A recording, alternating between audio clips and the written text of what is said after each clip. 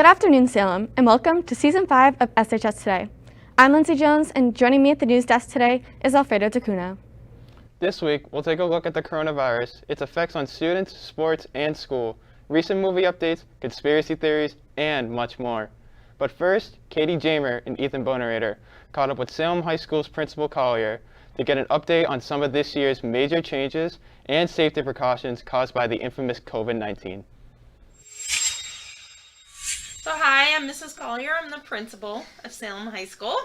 So I don't know if you recall, but our original plan was to release students by wings. We thought that would, having half the students in the hallways in the building would be a good idea, but we quickly received a couple of we received feedback from staff, and actually I got an email from students, and we were observing that we would release one hallway, but we were releasing everyone in that hallway. It was very crowded, so we then changed to, and I think it was only the third day of school, we changed to releasing even classrooms and then odd classrooms, so that in any one hallway, it was half the number of students. Still throughout the building, it was the same number, but they were distributed more evenly among hallways by doing even odd. So we think that's helping. So students can, we're encouraging students to get dropped off by their parents. We gave our maximum number of parking passes, but the building is open at 6 a.m. in the morning, so students are able to get dropped off early. If they want, they can get breakfast, they can do work, they can, hang out with their friends. So, and this was a question. So if I am sitting at my desk and I'm looking into the shield, not fully left or fully right, but if I'm just looking into the shield, I can take my mask off. Again, if I turn to talk to somebody, I'm supposed to put my mask back on. If I'm leaning back in my chair and I'm not looking into the shield, the mask has to go on. And one other thing I just want to make a note, I keep tugging my mask here because I feel it slipping down. Masks have to be covering the mouth and the nose. Students have done a great job I think they've done a fantastic job in the building, and the few kids I give reminders to, they're very respectful. They recognize they need to put their mask on. Wearing the masks are really key. So keeping those on, hand washing, don't come to school if you're sick. Don't try and, you think, oh, I have a test, I have to go just to get through that test. Don't do that. You can make it up. But I think the thing is, being safe outside of school too, that's important, because whatever happens outside of school is going to be brought into school. As a student myself, I am very excited to be back in the classroom and relieved for the new safety policies that keep us safe while back. I agree. It's definitely good to be back in person for the new year. Moving into sports, new protocols were issued here at Salem High due to the virus. Sarah Moran and Evan Bixby spoke with our athletic director, Scott Insigna, to get some more details about these new changes. So, what are sports like mid-pandemic? So it's obviously drastically changed it because of the amount of people that we can have in one place at one time, the amount of practice time that we can get in those times.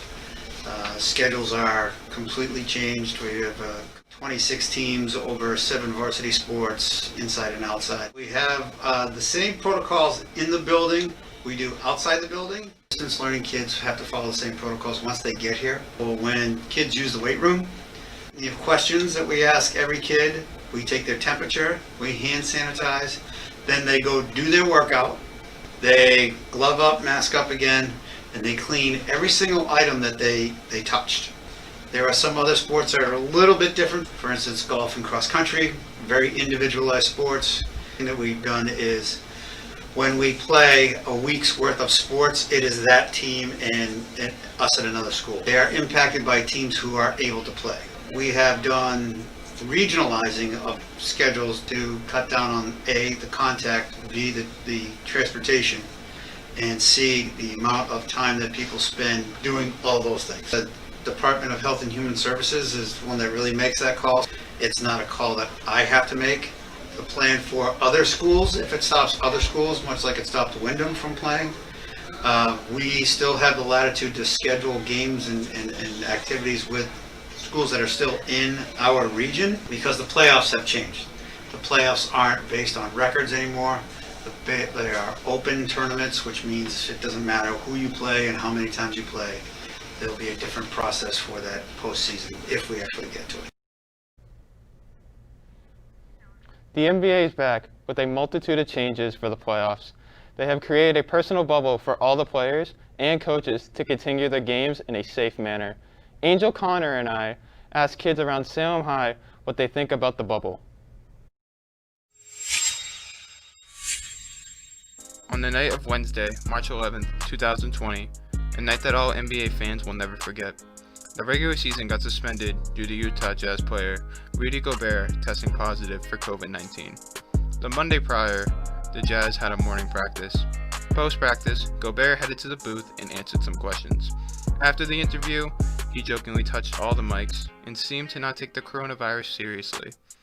Fans were in shock, questioning how the NBA season was going to return. That night, NBA Commissioner Adam Silver stated, the NBA was suspended out of the process of caution. Fans and players were confident that the NBA would figure something out. Philadelphia 76ers general manager Elton Brand was confident in the NBA, as quoted, "We believe in the leadership of the league." After 3 months off, the NBA bubble, where all NBA players will play their games in Walt Disney World in Orlando, Florida, has been created. The NBA teams would be stuck in this bubble for at least 1 to 3 months. Players were not happy with the idea of the bubble being created due to the virus. For an example, Philadelphia 76ers player Joel Embiid, who raised some eyebrows when entering, as he was not a big fan of the idea of restarting the season. Although it's always great to have basketball back, fans questioned if the games will be fun to watch. We asked NBA fans around Salem High School about what they think about the bubble. I mean, it's crazy. Coming from a lot of fans where they get the energy to being in a bubble with nobody and playing sloppy. And it's just like the energy from the fans is what creates the energy on the court, to be honest with you. I'm glad basketball's back. So it's pretty much everything. There's nothing I really don't like about it, except the drama. It's pretty good. I like how they brought basketball back, even though it wasn't supposed to happen. COVID kind of ruined what we had going. The Lakers were going to win it all. Even though the NBA is different in many ways at the moment, we are still getting some entertaining play from the bubble. For an example, Devin Booker and the Phoenix Suns go 8-0, but still unfortunately do not make the playoffs. Damian Lillard defeats all odds and steals the 8th seed in the Western Conference. Many memories will live on in this unique NBA season, and by the end of October, one team will cross the finish line and be crowned with a Larry O'Brien trophy.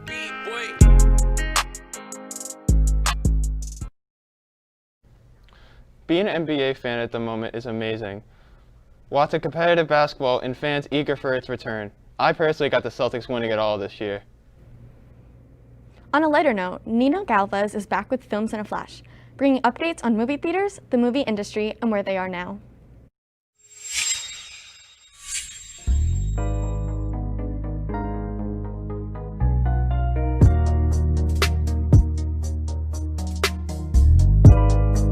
Hey movie fans, and welcome to Films in a Flash. I'm Nina Galvez, and today we are going to be talking about the recent changes in the movie industry and a possible threat to movie theaters. First things first, hope you all are being safe with these new things going on. But anyways, let's get started. The first ever movie theater was opened in 1905 and was a massive hit with audiences at the time, since mainstream media was very uncommon. Everyone wanted tickets to see movies in these brand new spaces that were created just for their entertainment.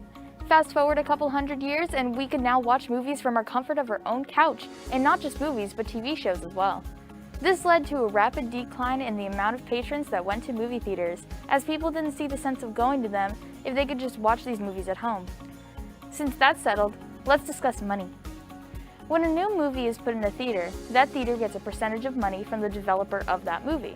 For example, Disney would give 45% of funds from that movie to AMC for hosting their movie. Then that percentage would slowly go down when the movie becomes less popular.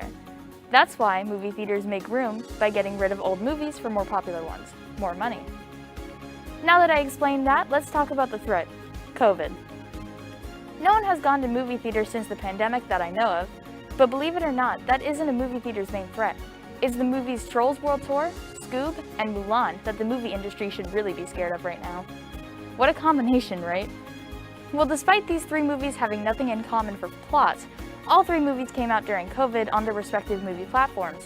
Mulan, Disney+, Scoob, Video on Demand, Trolls World Tour, Amazon. These movies, in their own respective right, were very successful. And you know what movie manufacturers got in funds? 100% of it. See the problem?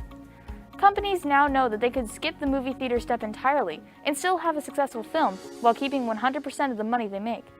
Due to these changes, movie theaters are going to have to adapt to make their experience more worthwhile. While there are movie theater people that like the experience or people that prefer to watch at home, they're going to have to change. And if they don't, I fear that movie theaters are going to become a thing of the past.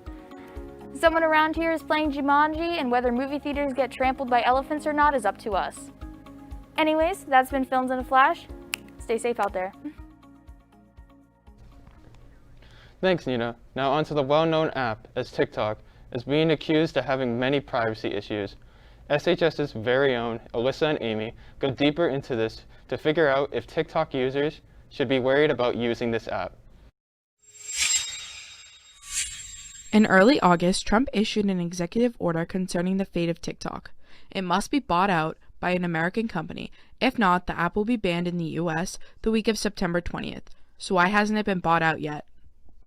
At the beginning of the year, TikTok raised suspicion, allowing hackers to manipulate users' data and reveal personal info. The app collects data like your name and email. They also have third-party add-on apps like Instagram and Facebook. Other data the app collects are IP address, unique device identifiers, browse and search history, geological related data, and cookies. No, I don't think it should be banned, but I definitely understand trying to make especially younger people more aware of the issues with the privacy concerns.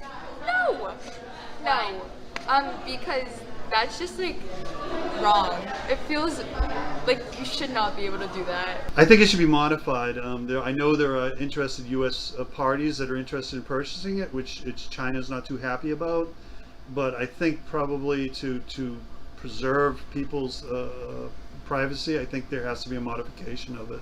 I don't know if it should be banned, but I think it's disingenuous in having it out because it's sucking your data down, and you should be in control of your own data. I am aware of the privacy issues, and we've been told not to use it in classrooms because we don't want students having to download it and give up all their information. I am very aware of it. I hear it on the news all the time, and I know it's an international incident almost between China and the U.S. I mean, I've heard people talking about it, but like, if China has my info, I don't really care. Like, go nuts. I don't know what you're gonna do with that. It's honestly like one of my only forms of happiness at this point. It's that and my dogs. Microsoft is predicted to buy out TikTok, as there's been a deal negotiated between them and ByteDance. If not bought out by an American company, Trump will ban the app in the US the week of September 20th. Will TikTok survive? Only time will tell. Wow, there's a lot more to TikTok than it seems. Certainly. I wonder how all of this controversy will play out. College hopefuls and freshmen have also had to adapt to a new normal. Now, to get some student perspectives on this unusual school year and learn about how it has impacted those entering college, Jenna McDowell and I met with some students and alumni of Salem High to find out. It is clear that COVID has affected almost every aspect of high school. But what about life after SHS? How have seniors preparing for college needed to adapt during this unusual time? And how have college freshmen dealt with the beginning of college with all of this uncertainty? Here at Salem High, we talked to current seniors to find out how this pandemic has affected the college application process. I feel like COVID has made it a little bit more difficult in the way that it's like everyone's like trying to scramble around to find out what they're supposed to be doing. But it's also easier because of how like all the test scores aren't being taken at most schools. And yeah, overall I feel like it's probably going to be easier for our class, but it still is hard to find some resources. It's made it difficult, definitely. All this online stuff, like I've signed up for SATs twice already and I still haven't taken mine. I don't know when I'm going to take mine, and I planned on taking it like twice just to like get a good score and see how I could do, but right now it's just, it looks like it's not going to work out. I wanted to visit colleges just to see the vibe of the colleges. Colleges are not doing on-campus visits, and when it's online you can't really tell whether it's a fit for you or not. So those two things definitely made it harder to see which colleges I want to apply for and just to apply for colleges in general. Now that we've checked in on some future college students, let's take a look at current SHS graduates to find out how their respective schools are handling the virus. We interviewed Alexis Robotham at UNH and Emma Liptrap at Syracuse to hear their experiences. Hi, my name is Emma Liptrap and I'm a freshman at Syracuse University. Hello! My name is Alexis Robotham, and I am currently a freshman at the University of New Hampshire, majoring in Human Development and Family Studies. So before coming on campus this fall, we had to take some precautions. So before we got here, we had to take a COVID test, and they also split the move-in over a week to minimize the people in the dorm at once. Some other changes that have been made around campus are that masks are required everywhere. They give us a COVID test every few weeks, and every single day you have to fill out a daily health form. Also, classes are hybrid, so some of your classes are in person, some of them are online, and then sometimes you go one day in person, one day online and switch. Any big events, you have to make reservations too, so they can also limit the number of people.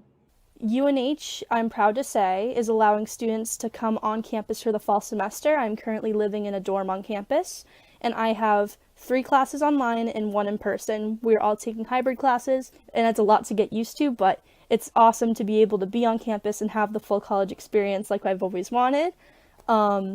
Precautions that UNH took before classes began, they made sure that we all had to have a positive test result before we came on campus within 8 days of our move-in date. We have to self-test ourselves twice a week, so I have to self-test myself on Wednesdays and Saturdays and turn them in. There's drop boxes all around campus where we have to turn in our test results. We're all wearing masks on campus.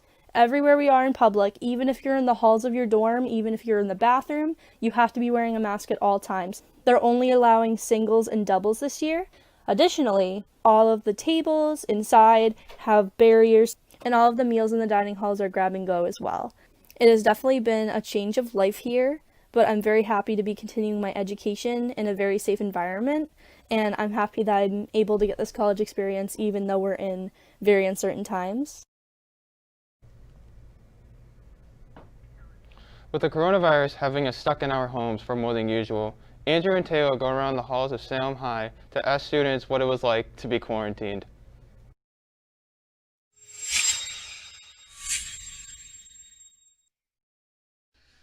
My reaction immediately was nervous. I was nervous. I didn't know what to expect. I was anxious about how I was going to turn lessons that I already planned for in-person to remote. So there was a lot of anxiety at the beginning. So when I found out over the summer in June, I was part of a group that came in to kind of plan our in-person back to school plans. So I was actually relieved that we had a plan in place. I know a lot of districts kind of went back and forth and changed their models a lot right up until the end. So I was glad that we had a plan in place, and I wanted to come back in person. This is where I wanted to be, so I was very relieved that we did it that way. I watched a lot of Netflix. You name it, I watched it. I baked a lot. I went on a lot of walks with my kids. We live near the beach, so we spent a lot of time on the beach, so that was really nice. So a lot of family time. That's good. Yeah. I didn't. No, what I did was I tried to make a schedule for myself, and every morning I would wake up at around the same time, do my classes as best as I could, took the breaks when needed, and then went to lunch when needed, and then went back. No, it's very hard to learn over like the internet. Oh yeah, same for me. I liked in-person and hands-on experience with the teachers and being able to talk to them. I didn't really like the remote. Honestly, I was pretty okay with it. I was like, hey, it's basically summer now. You know, gotta cook a couple of times. I was really sad when I found out because I kind of liked school and I liked going to the teaching class I had, and I really was excited to, be with the students until like my final years at Sound Live. So. Quarantine is something I've never thought would happen. However, it was nice to gather and take some time to myself and my family. The coronavirus outbreak affected everyday people in countless ways. Michael West talked to reading specialist Sue Nolan from Wyndham High School to see how their lives changed when faced to adjust to a new normal.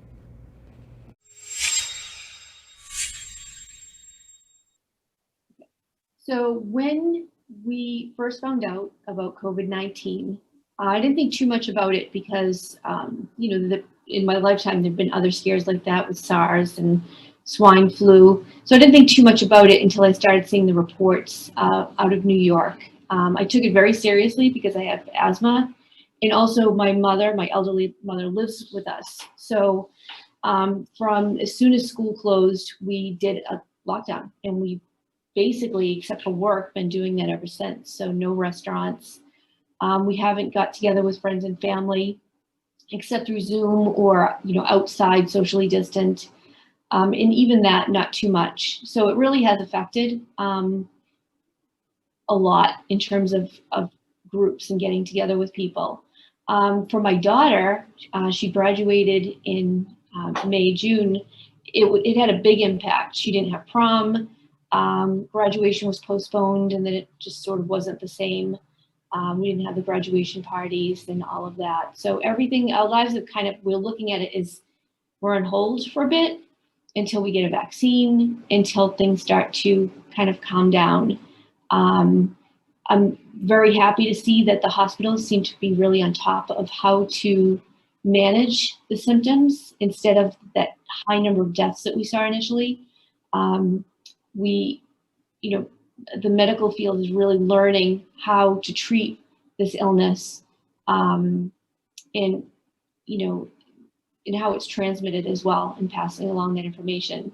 So I think one of the things that I do is I, very gently, because it is a hot topic, just try to let people know that it's important for us to take care of each other, to look out for each other, even if you are not afraid of getting it. You don't know who's around that might be really impacted by it. So wearing masks, that's such a little thing. It's a piece of cloth on the face. It's so, such a small sacrifice. And it's one of those things that you get used to as well. So I think that it's definitely impacted the way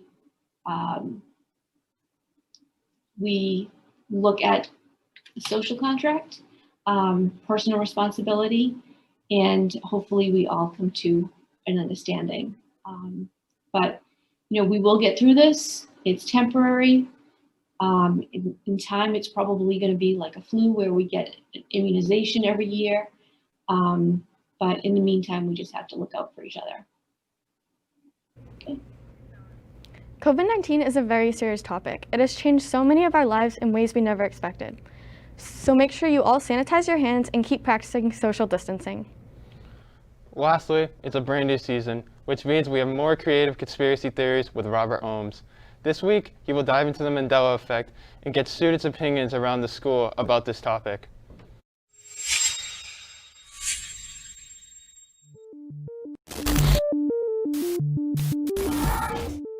Hello and welcome to the Dark World of Conspiracies, and yes, it's been a while. In this episode, to start things back off, we're going to be revisiting an old topic that we discussed in the past, and that is the Mandela effect.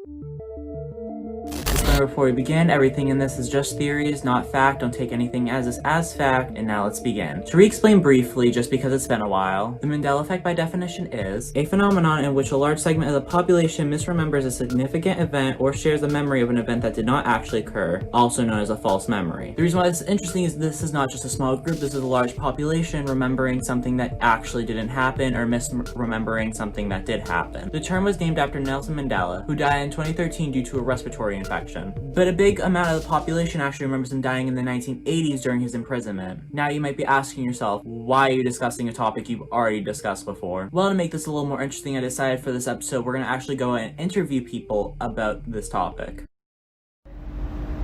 Yes, I know what it is. I do know what the Mandela effect is. I do know what the Mandela effect is, but like, it's just kind of something that I kind of just know. But I first heard about it years ago, and I think it was from a YouTube video, probably a conspiracy video, and that's why I first heard of it. I heard about it in like 7th grade from Shane Dawson on his conspiracy theory videos. I first heard about it on Shane Dawson's YouTube channel.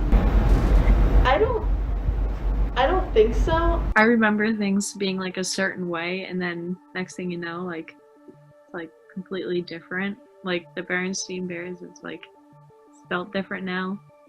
In Kit Kat, I remember it having like a dash. I mean, it is kind of weird how some things, a whole group of people just decided to think that it was one way, and then everybody else says that it's not. But I think it's just because like passing down information can sometimes like by ear can get misheard, like the telephone game, and then it just kind of ends up where it ends up, and I think that's how it comes to be. It's half and half because people are kind of dumb, so at the same time it could be real though. I just think everyone's stupid, honestly. I don't think that we went into multiple dimension. I don't think anything really changed. I just think everyone misheard things that were easily misheard or could be misread. That's all we have for this segment, and just remember, don't believe everything you see. Thanks for tuning in for a brand new season of SHS Today. That's all we have for you this time. We'll see you next week. Stay safe, Salem. Hey, Mom.